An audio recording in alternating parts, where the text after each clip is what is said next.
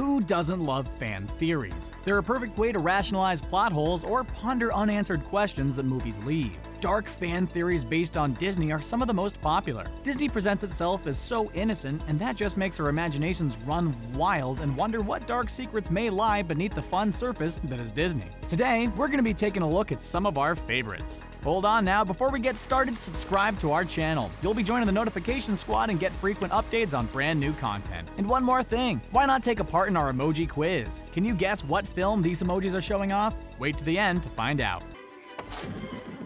Oh no. Frozen. Frozen probably has the most long-winded fan theory on this list, so we're gonna give it to you straight. Some Disney fans believe that Tangled and Frozen are pretty tightly linked. Director Jennifer Lee confirmed that when Elsa's parents' ship was capsized, they were heading to a wedding. Seeing as Rapunzel and Eugene are seen arriving at Elsa's coronation and considering they're from Germany, we can only assume that they were specifically invited. This has led fans to believe that Elsa's parents, the king and queen, died whilst on a voyage to Rapunzel's wedding. The theory goes a little further though, as if they'd capsized halfway to Germany from Scandinavia, they would be right around Atlantica, the home of Ariel and King Triton. So it could even be possible that the shipwreck scene of the Little Mermaid could be all that's left of Elsa's parents. While it's certainly far-fetched, seeing as the Little Mermaid was produced long before Frozen was even thought of, retcons do happen. Disney hasn't confirmed whether their animated classics are canon to each other, and they likely never will. This doesn't stop fans from linking the movies together, something we'll talk about more a little bit later. Princess Jasmine, you're very... Wonderful, magnificent, glorious, punctual. Punctual. Sorry. Aladdin. A great deal of the genie's dialogue in Aladdin came from ad-libs of the great comedian Robin Williams. Robin's tendency to go off on strange tangents and make strange references informed a lot of the genie's bizarre and seemingly impossible pop culture references. The first line spoken by the genie is iconic. 10,000 years will give you such a crick in the neck. Yet, despite of being locked away for 10,000 years and being awoken in what is seemingly the pre-Crusades Middle East. So how on earth does he know all of these pop culture references? Well, barring the possibility that the genie is simply omniscient, we can only assume that Aladdin takes place 10,000 years in the future. One popular theory is that Agrabah is actually a nation post-apocalypse. It's one of the only ways to explain the genie's frequent pop culture references and the lack of technology. Even if Agrabah simply never caught up with the rest of the world in terms of technology, the movie would still have to take place far in the future for the genie to know all of these references. But then again, the genie is literally magic, so who knows? I'll just poison him with this. Take it, Kronk. Feel the power.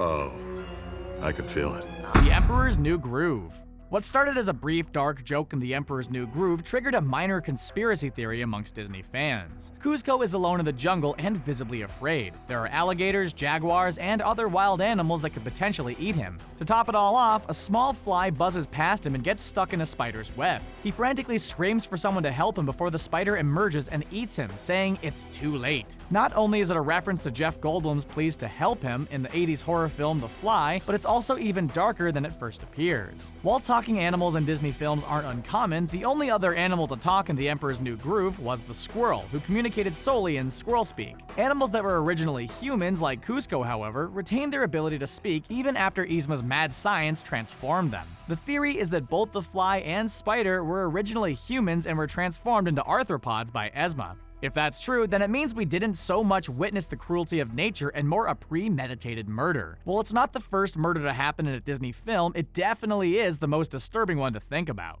Come on, Peach.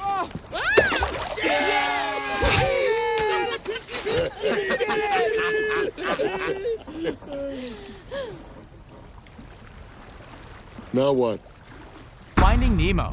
Finding Nemo is a movie that's really aimed at parents. While the film is entertaining and fun for kids, the real message isn't about being a good kid, but about being a good father. The movie puts so much time into showing different approaches to fatherhood that the idea that none of the movie ever happened is a little unsettling, which is probably why this fan theory took off. When Marlin loses his wife and all but one of their eggs, we immediately understand why Marlin is so overprotective of Nemo. Some fans theorize, however, that Nemo never survived and the movie is a metaphor for Marlin dealing with his grief after the Barracuda attack, as well as the fact that Nemo literally translates from Latin as nothing, hinting on him being a figment of his imagination. The 5 stages of grief are mapped out in the movie. He goes through denial, trying to stop Nemo going to school, anger at Nemo when he swims too far away. His journey across the ocean can be seen as bargaining to try to get Nemo back, depression upon seeing Nemo flushed away, and finally he accepts to let go of his hard past. While we doubt that this was ever intended by Disney or Pixar, it's interesting how a character defined by his grief goes through the 5 stages on his journey to save his son.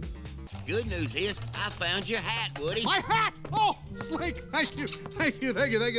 Where'd you find it? Well, that's the bad news. Toy Story 2. We're not completely sure if this theory is scary or strangely heartwarming. While it's never been outright stated, fans paid attention to Toy Story 2 when it strongly implies that Andy's mother is the original owner of Jessie. We know from the amount of time Jessie has spent abandoned that Jessie is considerably older than Woody, and she has better knowledge of the toy's own franchise history than Woody ever has. We also know that the young girl that abandoned her frequently wore a hat identical to Jessie's. As a matter of fact, the hat is identical to the one that Andy wears in the first Toy Story movie, with the imprint of where the white band once was. It seems a little strange that if Andy had a cowboy hat, that he would have tried to get one as much like Woody's as possible. So why would he have Jessie's hat? The question is never really answered. Fans have guessed, however, that the hat may have been passed down to Andy by his mother. If this theory is true, it means not only was Jessie tragically abandoned by Andy's mom, but she also, against all odds, managed to find her way back home, albeit in a more unconventional way. You were this close to losing your...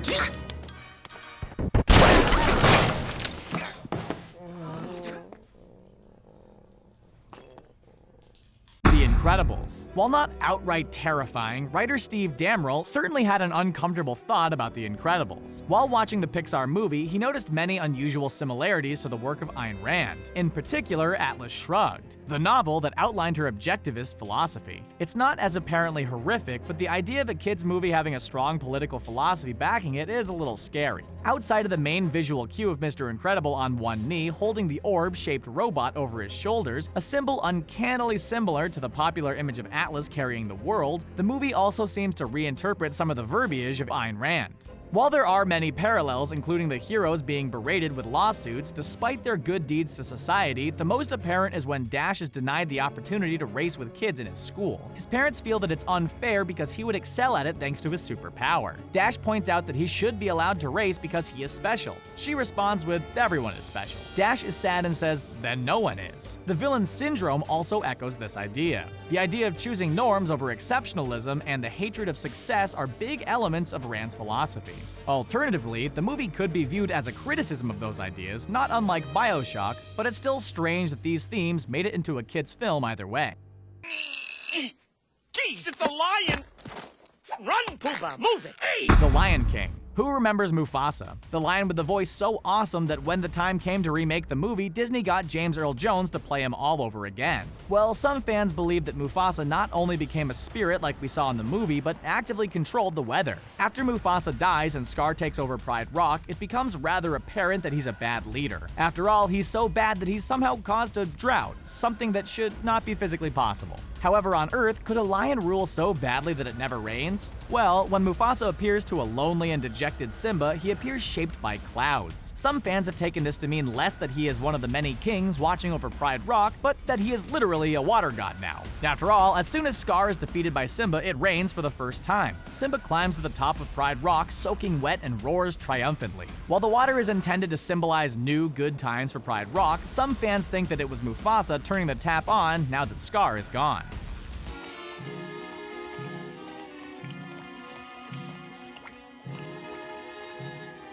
Snow White. Speaking of characters having hidden identities, one of the darkest theories surrounding Snow White is the thought that Prince Charming isn't actually the one to rescue her, but is instead the personification of death.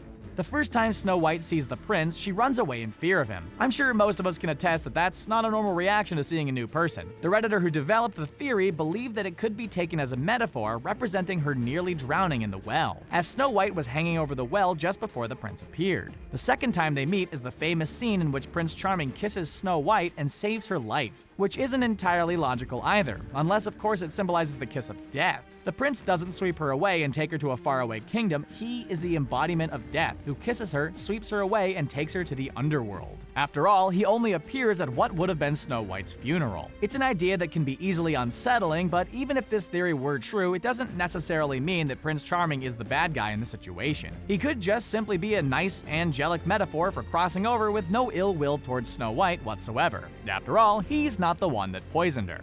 And I got friends on the other side. He's got friends on the other side. The Princess and the Frog. No Disney villain has quite as much style and sophistication as Dr. Facilier, the Shadow Man.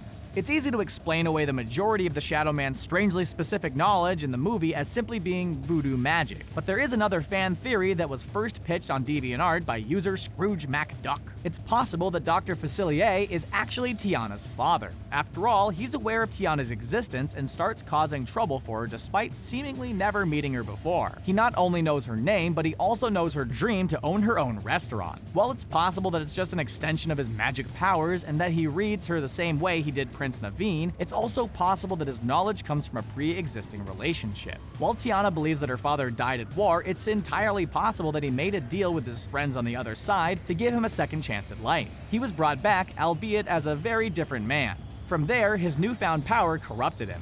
It's not a particularly nice thought to think that the father who seems so loving and caring in flashbacks could become the nefarious Dr. Facilier. We like the idea though.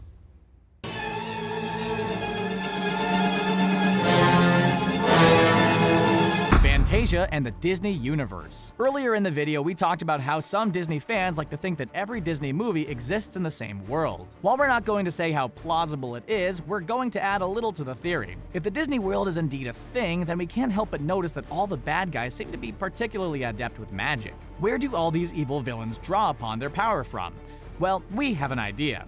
Chernabog, the great demon from Slavic mythology that first appears in the night on Bald Mountain. Walt Disney himself described Chernabog as pure evil, who would fuel the wicked intent of those around him. So could it be that all the other Disney villains gained their magical powers from the great and terrible Chernabog? He could potentially even control the friends on the other side that gave Dr. Facilier his powers. Maybe the only reason Maleficent can take the form of a dragon is thanks to him. In Slavic folklore, Chernabog is the god of all that is bad. If all the Disney movies take place in the same universe and Fantasia is included in that, then it stands to reason that Chernabog would keep that role. He is great, powerful, truly terrifying, and just maybe responsible for every bad thing that happens in the Disney world. Well, that's enough of the dark fan theories for today. We don't really want to bum ourselves out too much. Were there any that you thought up that we didn't include? If so, comment below and let us know. Oh, and before we go, one last thing. If you played our emoji quiz today and answered the following, then you were right. Remember to subscribe to get more videos from our playlist, and as always, thanks for watching.